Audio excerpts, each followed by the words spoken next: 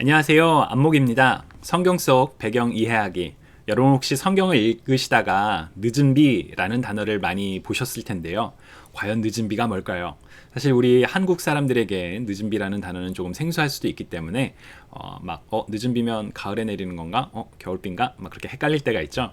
성경 속 그 내용을 통해 늦은 비에 담겨져 있는 성경의 메시지를 함께 살펴보는 시간을 가지려고 합니다. 먼저 늦은 비를 이해하기 위해서는 이스라엘의 환경을 우리가 좀 생각해 볼 필요가 있습니다. 이스라엘은 열대성 기후와 온대성 기후가 같이 번갈아 나타나는 그런 지역이라고 합니다. 아무래도 그 지중해 지역에 있다 보니까 그런 기후가 나타나는 것 같아요. 근데 재미난 건 이스라엘의 바로 강수량입니다.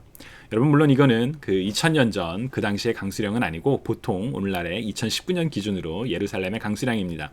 보시면 뭔가 그래프가 좀 독특한 게 보이지 않나요? 바로 여름에는 비가 거의 내리지 않죠. 그래서 이스라엘의 여름은 굉장히 건조하고 마른 그런 시기라고 이야기를 합니다. 물론 당연히 덥고요. 그리고 보시면 겨울에 굉장히 이렇게 강수량이 높죠. 바로 11월부터 약 4월까지 온난하고 다습한 겨울로 이루어져 있다라고 합니다. 그래서 이건 이스라엘의 봄의 그 찌은 꽃으로 만발한 그런 사진이라고 하는데요. 그래서 이스라엘에서 겨울이 시작하면서 내리는 비를 일찍 내린다라고 해서 보통 이른 비라고 이야기를 하고요. 그리고 겨울이 끝나가기 전에 온난 다습했던 겨울이 끝나기 전에 마지막에 내리는 4월달, 5월달 초에 내리는 비를 바로 늦은 비라고 이야기를 합니다. 왜 이 비가 중요하냐면 바로 이스라엘의 삶 자체에 이 비가 굉장히 밀접하게 연관되어 있기 때문입니다. 여러분 농경 문화에서 비는 굉장히 중요하죠. 그런데 여름이 저렇게 건조하고 고온이었다면 씨앗을 뿌렸을 때 농작물들이 잘 자랄 수가 없겠죠. 그래서 이른 비가 내리면 그 농작물이 자랄 수 있도록 땅이 준비가 되는 과정이라고 그럽니다. 그리고 이제 이 겨울에 마지막 저 4월달, 5월달이 이제 수확기라고 하는데요. 보통 우리 감귤, 시트러스나 아니면 다른 윗 같은 밀 같은 그런 걸 수확하는 시기인데 이때 내리는 늦은 비가 비록 양은 많지 않지만 과실이 더욱더 풍성해지도록 하는 그런 역할을 하는 비가 늦은 비라고 합니다. 사실 이스라엘의 삶에서 비가 내리지 않으면 농경을 할 수가 없고 물론 가축도 살 수가 없겠죠. 농경과 가축이 없으면 삶이 살 수 없는 그래서 이스라엘의 삶에서 빼어놓을 수 없는 요소가 바로 이른 비와 이 늦은 비라고 이야기를 합니다.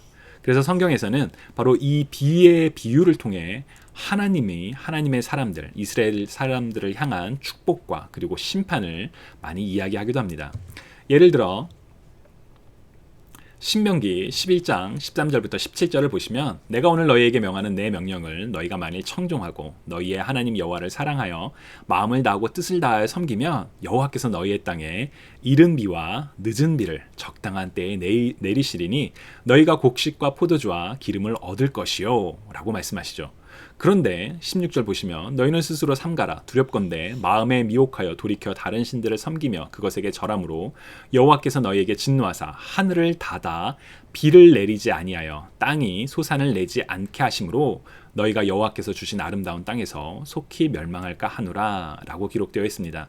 바로 하나님의 축복과 그리고 하나님의 심판이 이 이스라엘의 농경 문화의 삶에 빼놓을 수 없는 비와 연관되어 있다는 것이죠.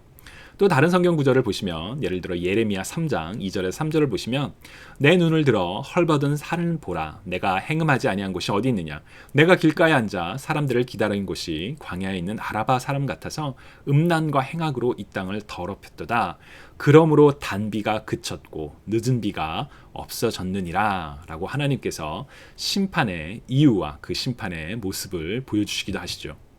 또한 그 호세아서를 보시면 그러므로 우리가 여호와를 알자 힘써 여호와를 알자 그의 나타내심은 새벽빛같이 어김없나니 비와 같이 땅을 적시는 늦은 비와 같이 우리에게 임하시리라. 또 요엘서도 보시면 시온의 자녀들아 너희는 너희 하나님 여호와로 말미암아 기뻐하며 즐거워할지어다 그가 너희를 위하여 비를 내리시되 이른 비를 너희에게 적당하게 주시리니 이른 비와 늦은 비가 예전과 같을 것이라. 정말 성경 구절을 읽을 때마다 하나님께서 복을 주실 때마다 이렇게 비의 약속을 주시는구나 그런 생각이 막 들지 않나요? 더 있습니다. 예를 들어 스가랴서를 보시면 봄비가 올 때 여호와 곧 구름을 알게 하시는 여호와께 비를 구하라 우리에게 소낙비를 내려서 밭의 채소를 각 사람에게 주시리라. 비를 다스리시는, 세상을 다스리시는 하나님의 주권도 생각하며 또한 하나님의 축복도 엿볼 수 있죠. 그리고 야고보서에도 보시면 그러므로 형제들아 주께서 강림하시기까지 길이 참으라. 보라 농부가 땅에서 나는 귀한 열매를 바라고 길이 참아 이른 비와 늦은 비를 기다리나니. 그래서 그 농사를 위해 비를 기다리는 것처럼 하나님을 기다려라. 그런 비유도 또한 사용되죠. 성경의 배경을 이해하면 우리가 이 늦은 비, 이스라엘의 문화와 비의 중요성을 이해하면 하나님께서 우리에게 성경을 통해 주시는 그 많은 메시지들을 더 깊이 발견할 수도 있습니다. 다음에 또 성경의 배경과 함께 여러분들을 찾아뵙도록 하겠습니다.